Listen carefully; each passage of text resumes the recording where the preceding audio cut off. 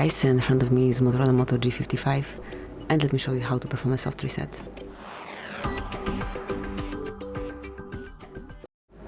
So basically all you have to do is tap on power button along with volume down button, so just tap and hold both. Keep holding.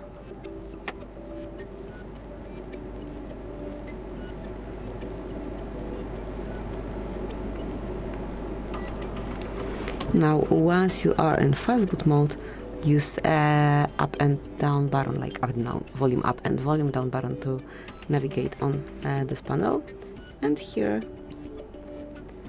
click on power off.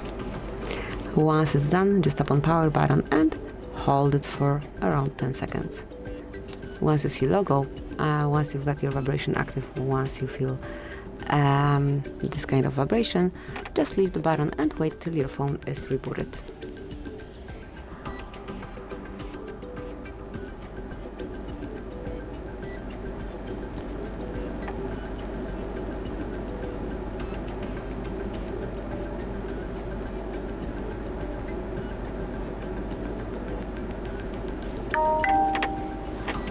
And that's it, that will be all. So thank you for watching.